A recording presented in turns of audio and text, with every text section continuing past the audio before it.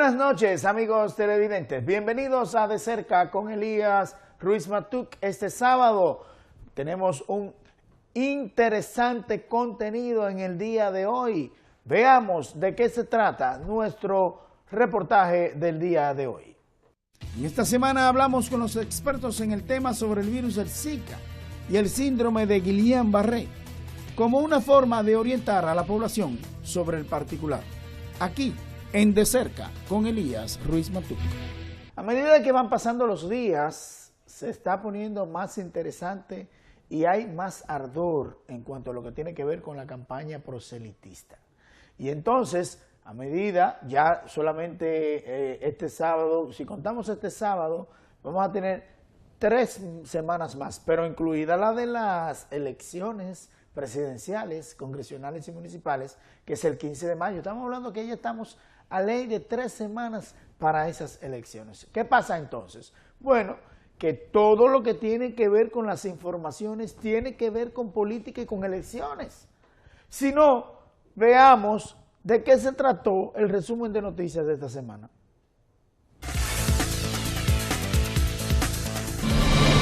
El cuerpo diplomático acreditado en el país recibió explicaciones sobre el funcionamiento de los equipos que se utilizarán en las elecciones generales del 15 de mayo para el escrutinio de los votos y el registro de concurrentes.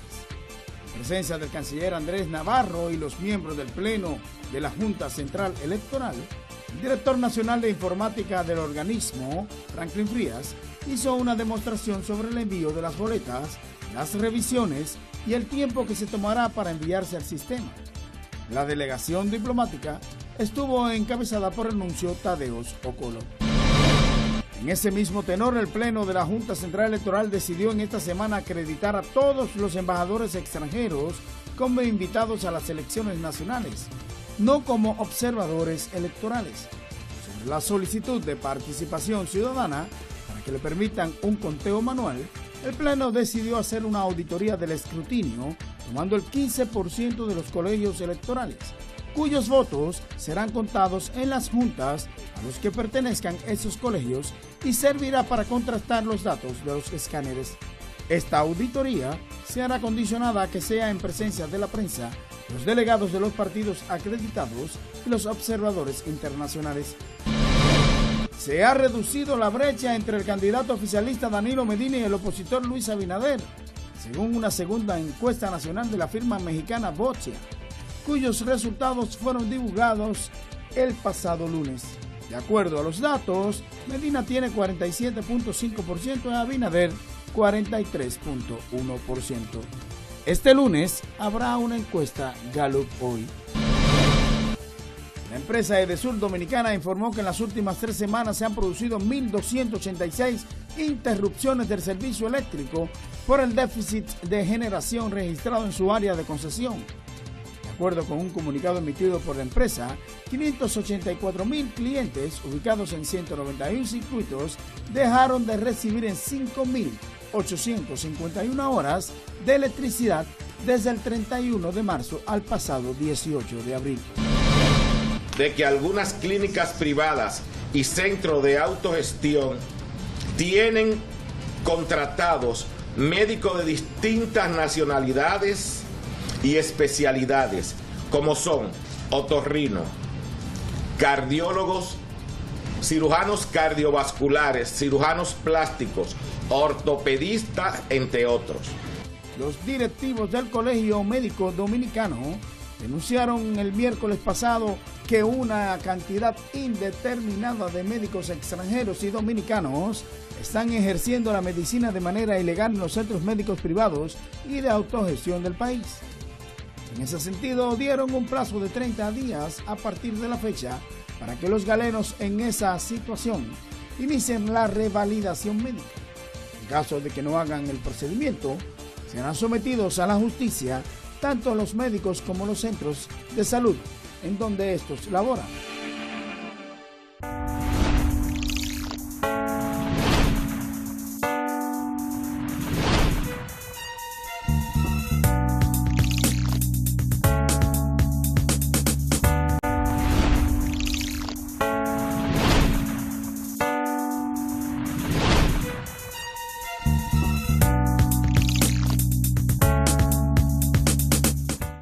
decíamos en el resumen de noticias, el debate político, yo no diría debate, yo diría exposición de cada uno de los candidatos en esta, vamos a decir, una reunión entre estos mismos.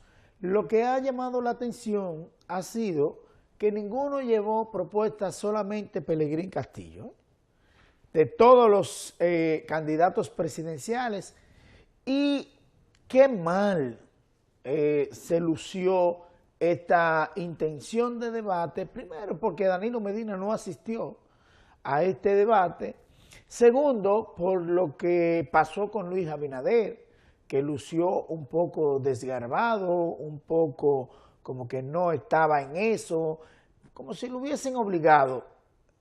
Tal vez había pensado, bueno, como Danilo Medina no va al debate presidencial, como que estos pequeños, no sé. El hecho es que no se lució tan brillante Luis Abinader, que es el principal opositor, vamos a decirlo claro, en estas elecciones presidenciales. Ahora bien, lo que ha llamado la atención también ha sido la participación. Nadie la conocía. Nosotros sí, porque nosotros sí la habíamos entrevistado en El Poder de la Tarde, en programa donde nosotros también hacemos producción de televisión, y teníamos más o menos conocimiento de quién era Soraya Aquino. Soraya Aquino ha sido motivo de burlas, de memes en las redes sociales, por las respuestas, así como dislocadas, que ésta ofreció a los periodistas que estaban allí. Nos enteramos a través de fuentes de irrefutable crédito que los mismos periodistas que estaban allí, esta entrevista se iba a retransmitir después de hacerla por la mañana en horas de la noche, en otro canal diferido. Y hubo dudas incluso de de tener que hacerlo, al igual que los demás candidatos. ¿Por qué? Bueno, porque la verdad es que era una situación verdaderamente difícil. ¿Quién es Soraya Aquino? Soraya Aquino es una desconocida, una empresaria del área inmobiliaria que trabajó en Estados Unidos, hizo mucho dinero y parece que se le metió en la cabeza ser candidata presidencial. Un partido, ella misma lo dijo, un partido que no sé si era Social Cristiano, qué sé yo cómo se llama el partido, pero nunca la Junta Central Electoral se lo ha reconocido.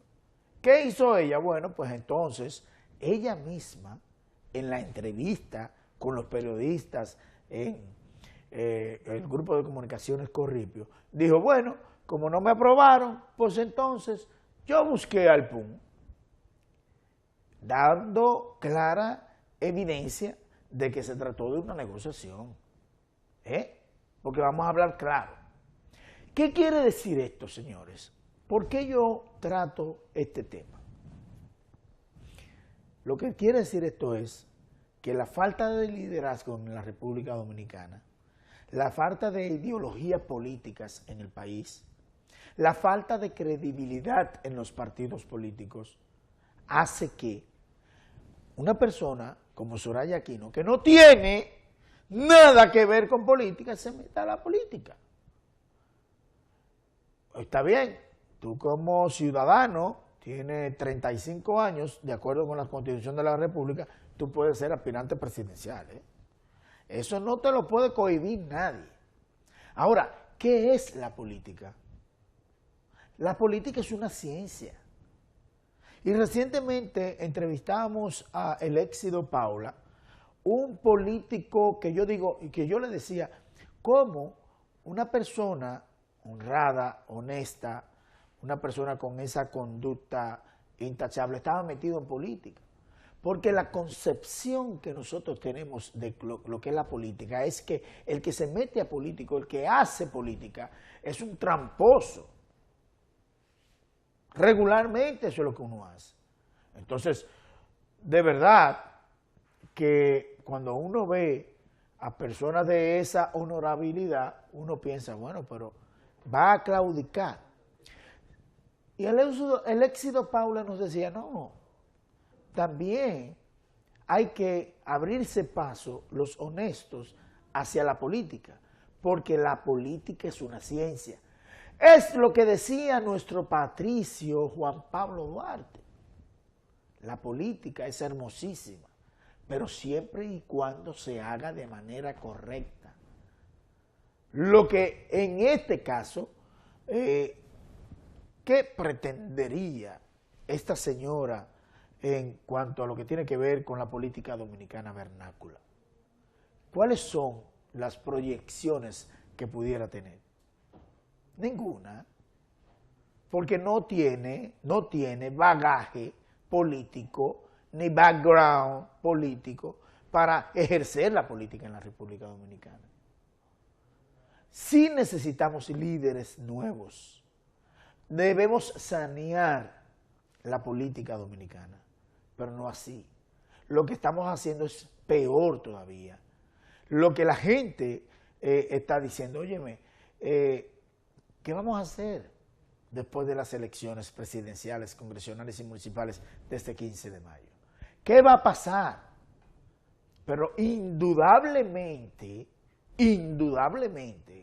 aquí se necesita hacer algo para que en la República Dominicana podamos volver a creer en el país, en lo nuestro, no en estas personas que lo que han hecho es hacerle daño a la imagen de la República Dominicana y a los partidos políticos propiamente dicho.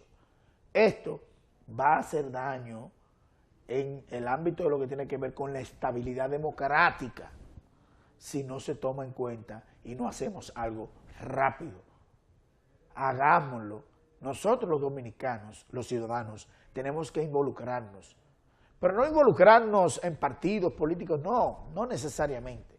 Tenemos que empoderarnos. ¿Para qué? Para que nosotros podamos reclamar nuestros derechos, cumpliendo siempre con nuestros deberes que establece la Constitución de la República.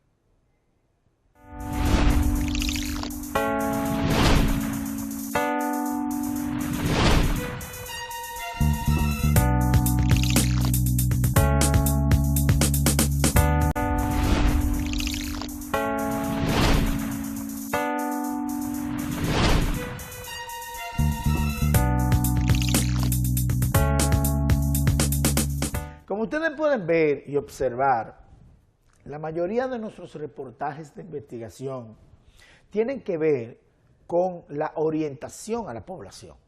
Ese es nuestro objetivo, orientar a la población con relación a cualquier tema.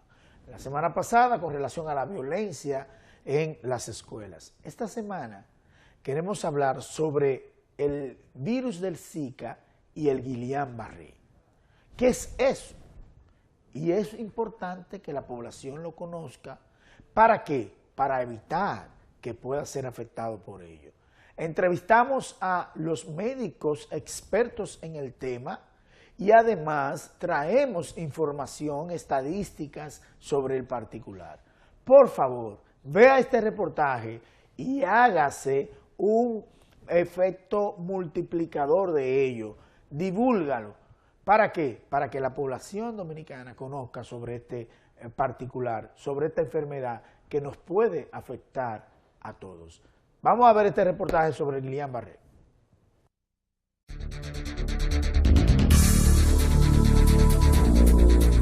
Síndrome de Guillain-Barré. Desde el mes de enero de este año 2016, ha habido una gran preocupación por parte del gobierno y el Ministerio de Salud Pública por causa del virus del Zika, un nuevo virus que además del dengue, la chikungunya, viene a afectar a la población dominicana y que conjuntamente con esta enfermedad hay probabilidades de que los ciudadanos también sean afectados por el llamado síndrome de Guillain-Barré.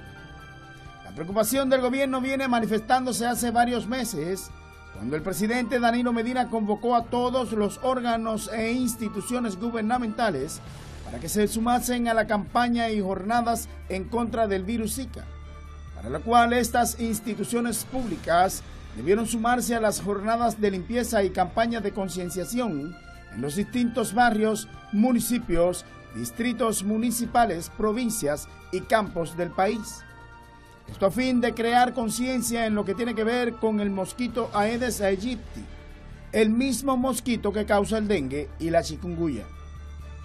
En esta semana, el lunes pasado, para ser específicos, el presidente Medina volvió a convocar a los órganos correspondientes para que este fin de semana se iniciara nuevamente otra de las jornadas de limpiezas de patios y concienciación a la población para erradicar los criaderos de mosquitos, que a juicio de las autoridades debe ser la principal acción para evitar que la población sea afectada por este mal. Ahora bien, ¿cuál es la situación con relación al virus del Zika? ¿De qué se trata? ¿De dónde viene? Para responder estas preguntas entrevistamos a los expertos en el tema, los doctores José Manuel Puello, viceministro de Salud, Clemente Terrero, subdirector del Hospital Infantil Robert Reed Cabral, y Jesús Félix Iglesias, uno de los más grandes infectólogos del país. La enfermedad por el virus Zika es una enfermedad predominantemente poco leve, poco manifiesta, poco sintomática. Sin embargo, se ha asociado la presencia del virus Zika con dos eventos que son per se mucho más importantes que la enfermedad por el virus misma. Bueno, con relación al Zika, en la República Dominicana estamos en estos momentos, podría decirse que en el centro de la epidemia, ya que esta epidemia, según la experiencia que ha pasado en otros momentos con otras enfermedades, como es el caso de chikungunya, puede durar entre 6 a 8 meses. En los primeros casos lo dio a conocer la ministra de Salud Pública, doña Altagracia Guzmán Marcelino, en enero. Y estamos en el mes de abril, es decir, que estamos prácticamente en la mitad del proceso. De manera que eso, visto así, visto la realidad de la cantidad de pacientes que se ven afectados por esta enfermedad, niños en las consultas, sobre todo en las consultas de pediatría, tanto pública como privada. Así que creemos que esta enfermedad está en auge en este momento y que la epidemia sigue avanzando y cada vez más personas se ven afectadas por este virus. El virus del Zika fue detectado en el año 2015 en Brasil.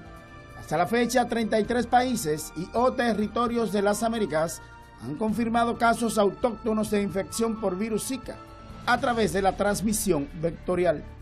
El virus del Zika es un virus nuevo que realmente al penetrar al continente americano, primero en las islas de Pascua, Cook, frente a Chile, que son islas pertenecientes a Chile, posteriormente se detecta en Brasil. Y de Brasil entonces cruza a Venezuela, Colombia, Centroamérica, las Islas Menores, República Dominicana. Y las Islas Mayores, porque también en Puerto Rico han informado sobre el virus del Zika. Es decir, es un virus que ha tenido una movilización hacia las diferentes regiones muy rápida. Y el comportamiento, el Zika, lo que se ha visto y se ha acumulado es que de cada 4 personas con afectación o cada 5 personas con afectación del virus, 4 son inaparentes. Es decir, que tú puedes haber estado en contacto con el virus y no necesariamente presentar enfermedad. Eso hace que uno no pueda contabilizar adecuadamente el número de personas que han estado en contacto con el virus. En 1947, en un ámbito haciendo investigaciones en monos rhesus, que son los animales que más se parecen al hombre, tenían unos monos rhesus en jaulas, expuestos al medio ambiente, y uno de esos monos empezó a enfermarse, presentó fiebre y erupción, lo que nosotros denominamos en el cuadro sindrómico enfermedad febril eruptiva, en los bosques de Zika, una región de Uganda, y por primera vez se aisló este virus. y por eso se le llamó virus Zika, porque fue en ese lugar donde se aisló.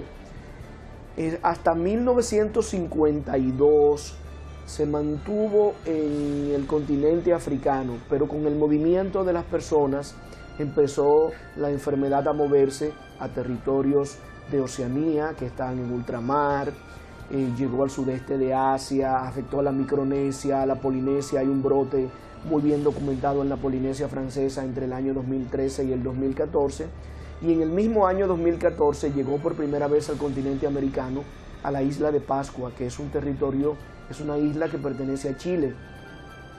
Sin embargo, se registraron unos pocos casos, luego vino el invierno del cono sur, la isla de Pascua está bastante lejos del territorio continental de Chile y no se reportaron más casos, hasta que en mayo del 2015 Brasil notificó que unos casos que creía que se trataba de dengue eran enfermedad por el virus Zika, y se confirmó la presencia por primera vez de casos autóctonos en el continente, y en octubre del mismo 2015 ya el segundo país de la región, que fue Colombia, reportó casos autóctonos, y así se fue distribuyendo al momento en más de 33 países y territorios de la región tienen la presencia de casos de transmisión autóctona de la enfermedad por el virus Zika.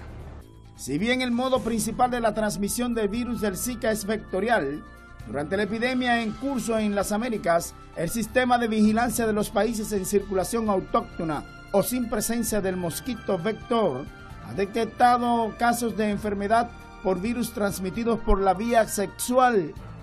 De acuerdo con la Dirección General de Epidemiología del Ministerio de Salud Pública, en 8 casos que han sido detectados, la transmisión se produjo en las parejas que habían tenido contacto sexual con hombres con antecedentes de viaje a países con circulación del virus del Zika, y todos ellos presentaron síntomas de la enfermedad por el virus del Zika poco antes o en el momento del contacto sexual.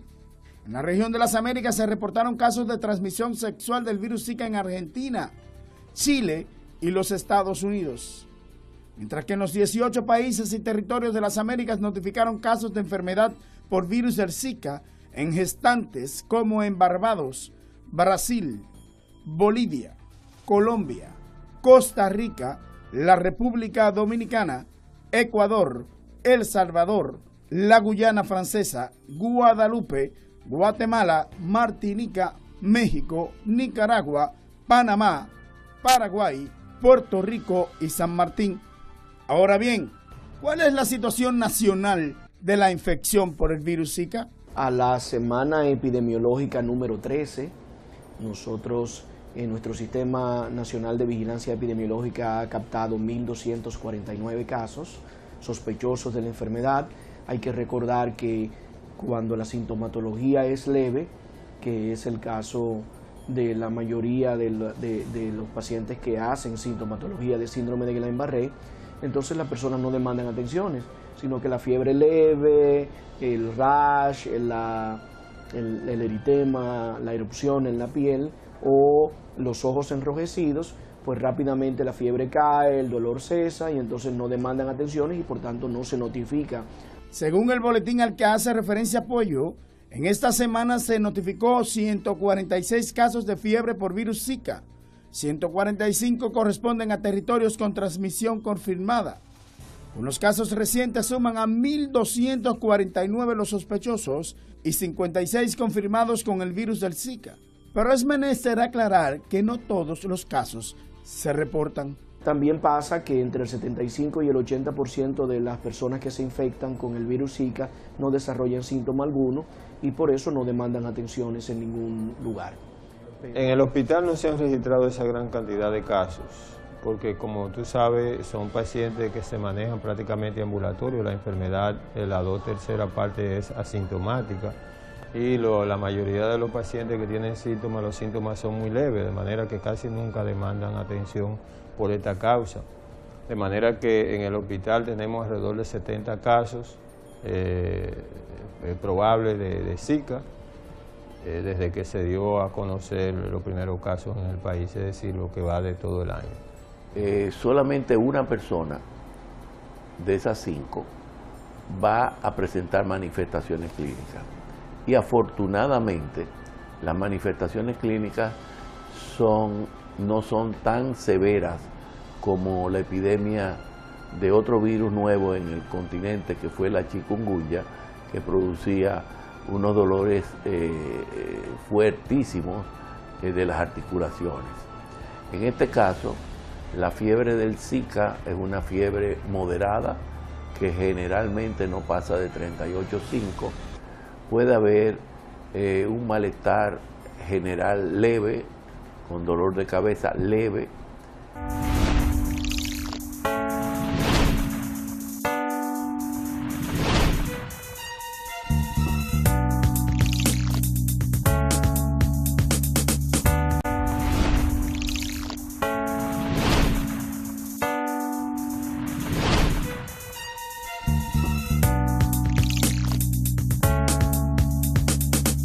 Sabiendas entonces de que el virus del Zika per se no es tan preocupante como para que la población tenga que alarmarse, sí es necesario prestar atención a un síndrome que a juicio de los médicos causa lo que se denomina una parálisis flácida y que es comparada con la parálisis que causa además la poliomielitis, una enfermedad casi erradicada del planeta.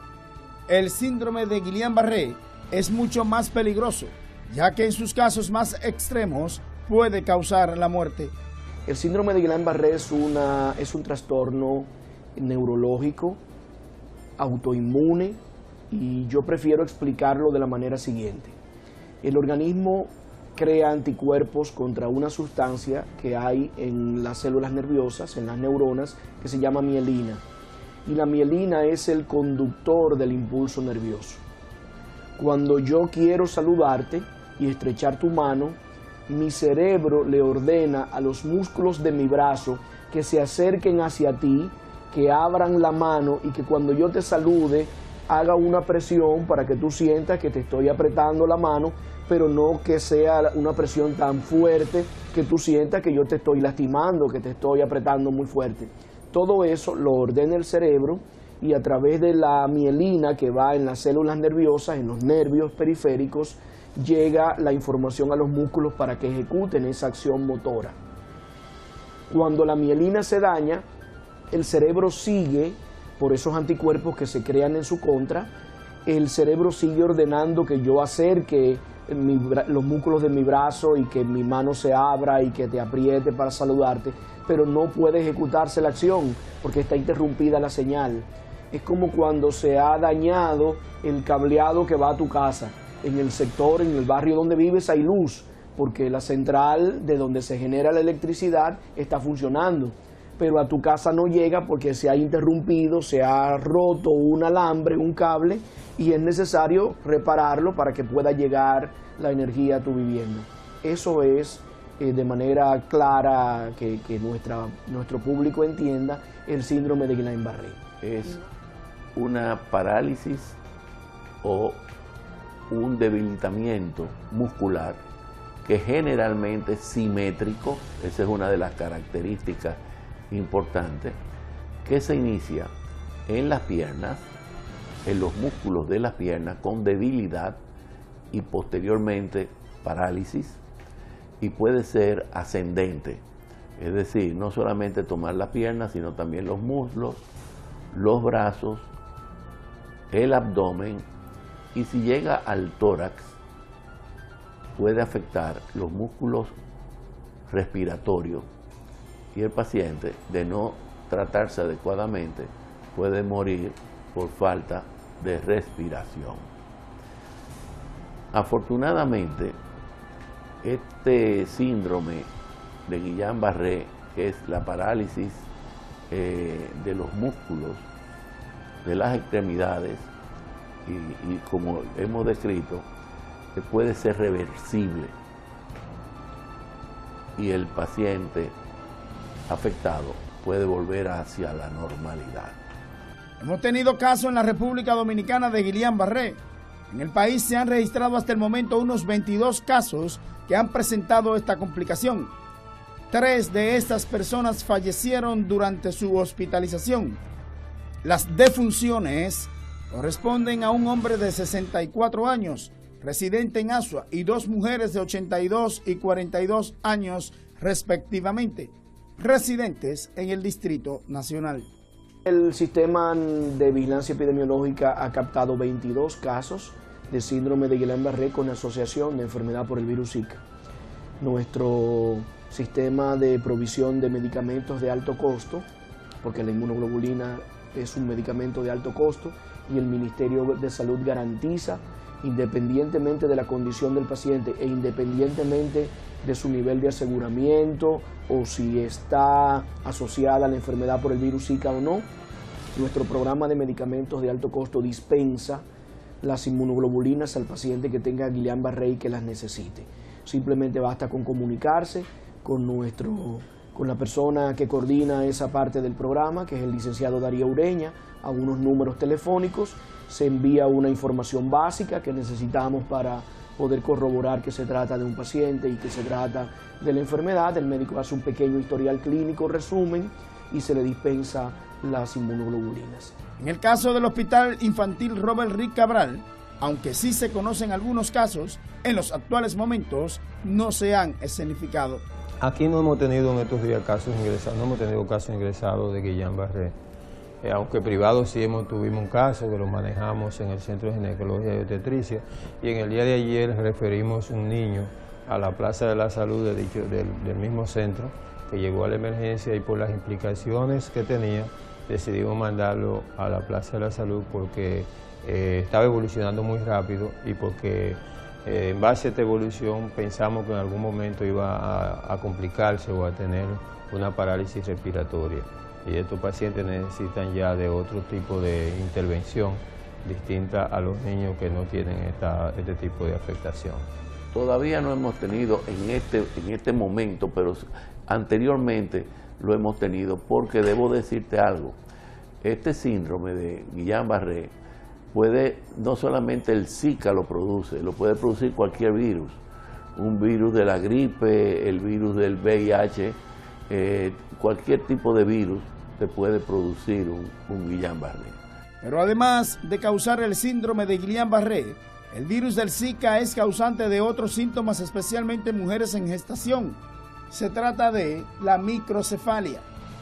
La microcefalia es que en el producto, en el feto, se desarrolla cuando la madre sufre el síndrome de Guillain-Barré, sobre todo en el primer trimestre del embarazo, que es donde se forman los órganos.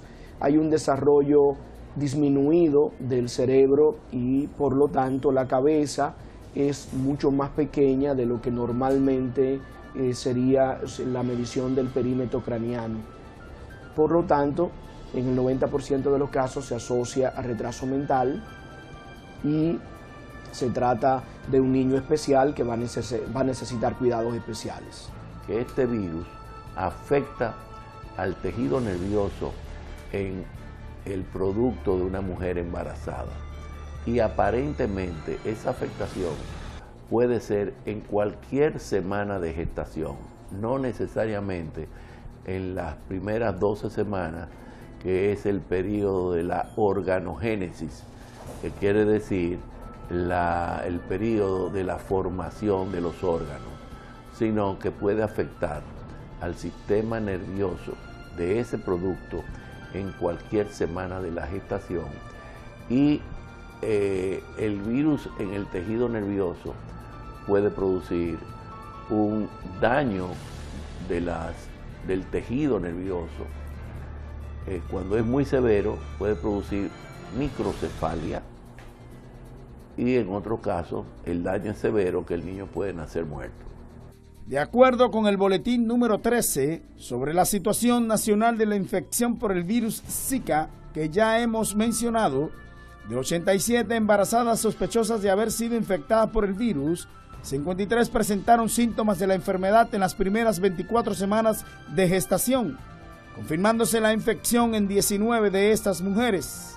Para evitar, entonces, muertes por causa del síndrome de Guillain-Barré y las afectaciones congénitas relacionadas con la epidemia de enfermedad por virus Zika, el Ministerio de Salud Pública emitió el lunes pasado la resolución 013-2016, en la que dispone de carácter obligatorio a todos los centros médicos públicos y privados notificar los referidos casos. Ha declarado de notificación obligatoria cualquier caso de síndrome de Guillain-Barré, independientemente de cuál sea su causa. Declara de notificación obligatoria también la presencia de alguna malformación congénita o de una microcefalia. Entonces todos los servicios de salud públicos y privados ahora tienen la obligación de notificar al ministerio si se presentara algún caso sospechoso de estos eventos. Antes solo era de notificación obligatoria el síndrome de Guillain-Barré, como cualquier otra parálisis flácida en los menores de 15 años, por la vigilancia de la eliminación de la poliomielitis. Yo pienso que lo más importante en la atención es reconocimiento del caso, reportar el caso, notificar el caso. Todo caso sospechoso debe ser notificado con diagnóstico de Zika a la dirección o al departamento de epidemiología para que podamos tener las estadísticas, podamos medir el impacto de esta enfermedad. Efectivamente, además de disponer la notificación de los casos síndrome de Guillain-Barré, microcefalia, anomalías congénitas relacionadas con la infección por el virus del Zika, la referida resolución dispone el uso obligatorio de instrumentos estandarizados para la medición las 24 horas del nacimiento del perímetro cefálico de los recién nacidos. También instruye en la investigación epidemiológica y toma de muestra para estudios moleculares a las mujeres embarazadas que presenten la infección en las primeras 24 semanas de gestación. Además, mantiene vigente los procedimientos de vigilancia de la poliomielitis, mediante la notificación, investigación y toma de muestras de heces en todos los casos de parálisis flácida que se presenten en la población menor de 15 años. Asimismo, establece que las 29 direcciones provinciales de salud y las 11 direcciones de áreas de salud del Distrito Nacional, Santo Domingo y Santiago, sean las entidades responsables de desconcentrar y coordinar todos los procesos con los servicios de salud públicos y privados ubicados en sus correspondientes jurisdicciones. Ya toda nuestra población sabe que este mosquito tiene dos grandes grupos de criaderos. El primero, los recipientes que usamos para almacenar agua, el tanque es el principal de ellos. Cuando en nuestro sector el abastecimiento es precario, es irregular, la gente tiene que almacenar agua, y si nosotros untamos cloro, no es echarle cloro al agua, 1 o 2 veces a la semana por encima del nivel del agua, y mantenemos el recipiente tapado, evitamos que venga una hembra del mosquito a poner huevos y solo lo destapamos cuando lo vamos a usar, estamos contribuyendo a eliminar la reproducción, la crianza de ese mosquito en ese recipiente. Por eso que hay que hacer promoción permanente de la eliminación de criaderos. Y los ayuntamientos deben tomar parte de esta movilización, porque los ayuntamientos son los gobiernos locales. Las ciudades se deben a sus ayuntamientos y los ayuntamientos a sus ciudades. Entonces, la movilización social es sumamente importante, eso se va a hacer ahora este fin de semana nuevamente, pero hay que estar constantemente eliminando los criaderos para disminuir la población de mosquitos.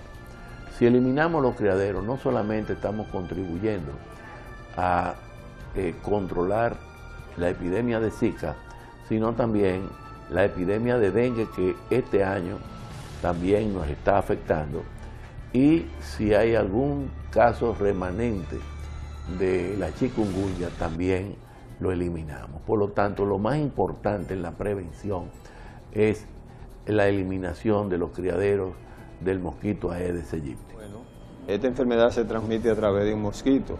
Si no tenemos mosquito, no tenemos enfermedad. Por consiguiente, lo más importante es evitar la reproducción del mosquito mediante la eliminación de los criaderos.